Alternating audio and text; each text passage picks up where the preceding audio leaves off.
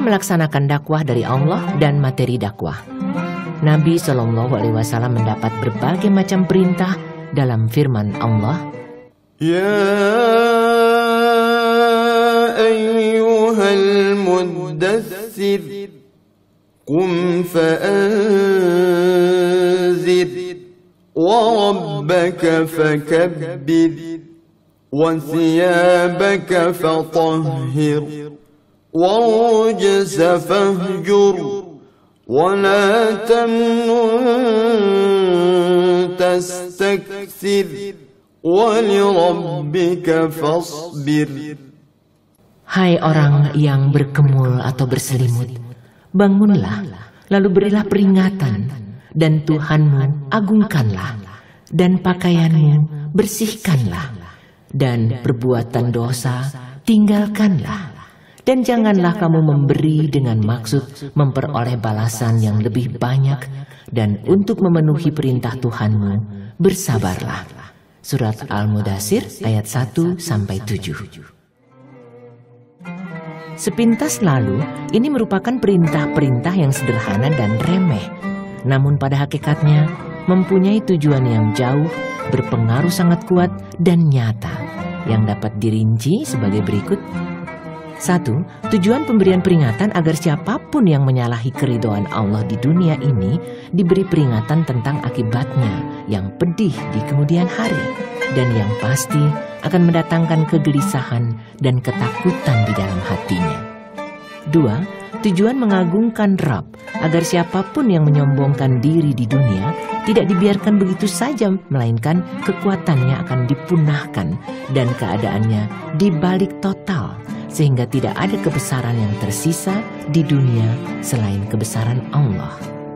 3. Tujuan membersihkan pakaian dan meninggalkan perbuatan dosa agar kebersihan lahir dan batin benar-benar tercapai.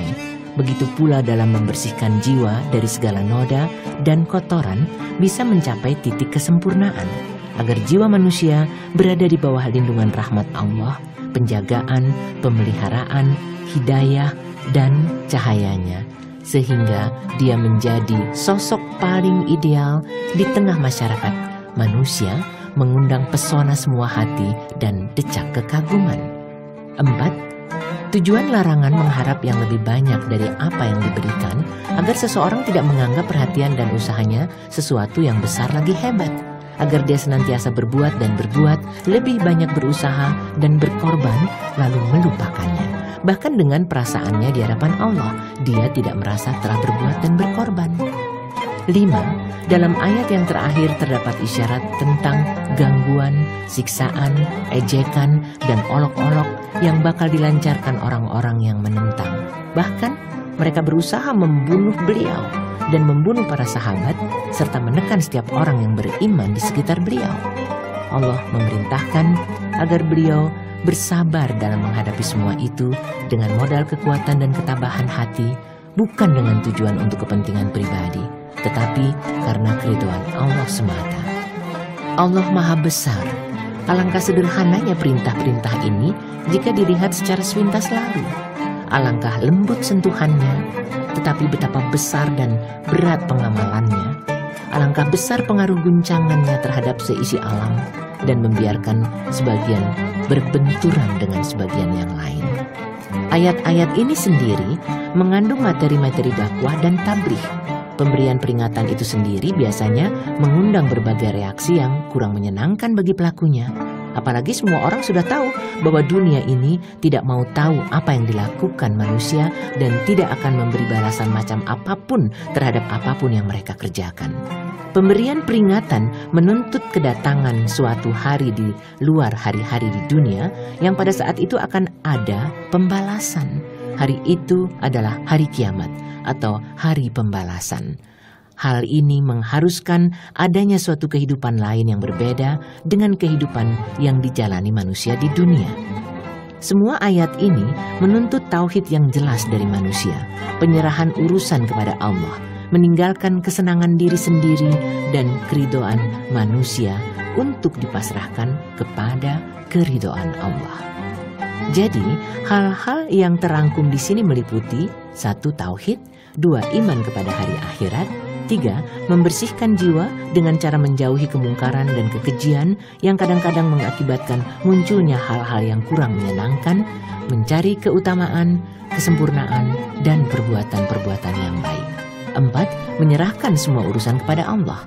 5. Semua itu dilakukan setelah beriman kepada risalah Muhammad, bernaung di bawah kepemimpinan dan bimbingan beliau yang lurus.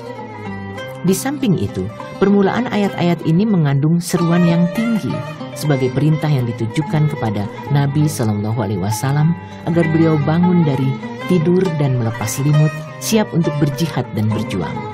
Hai orang yang berkemul, bangunlah lalu berilah peringatan. Seakan-akan Allah berfirman, sesungguhnya orang yang hidup untuk dirinya bisa hidup tenang dan santai. Tetapi engkau yang memanggul beban besar ini, mengapa tidur-tiduran saja? Mengapa engkau santai-santai saja? Mengapa engkau masih terlentang di atas tempat tidur yang nyaman dan tenang-tenang saja? Bangunlah untuk menghadapi urusan besar yang sudah menantimu.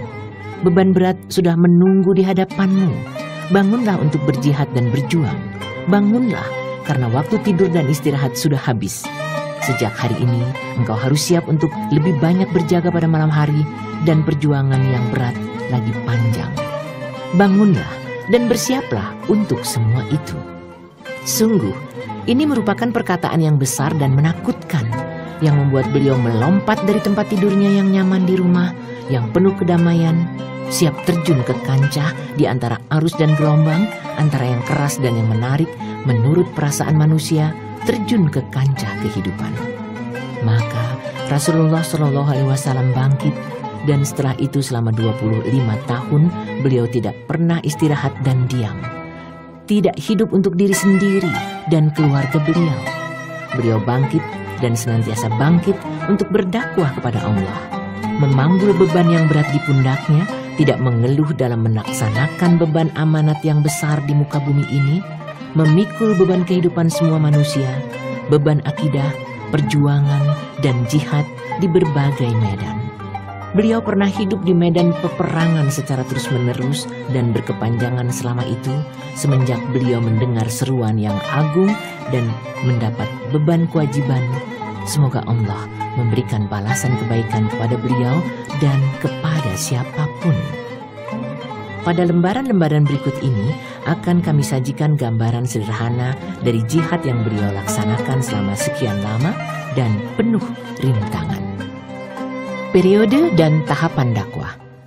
Kita bisa membagi masa dakwah Rasulullah Shallallahu Alaihi Wasallam menjadi dua periode yang satu sama lain sangat berbeda, yaitu 1. Periode Mekah berjalan kira-kira selama 13 tahun, 2. Periode Madinah berjalan selama 10 tahun penuh.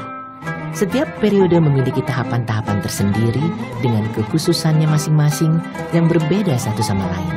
Hal ini tampak jelas setelah meneliti berbagai unsur yang menyertai dakwah itu selama 2 periode secara mendetail.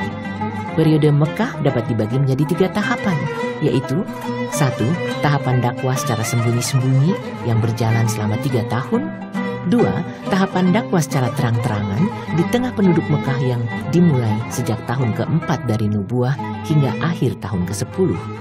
3. Tahapan dakwah di luar Mekah dan penyebarannya yang dimulai dari tahun ke-10 dari nubuah hingga hijrah ke Madinah. Sedangkan periode Madinah akan dirinci pada tempatnya di bagian mendatang.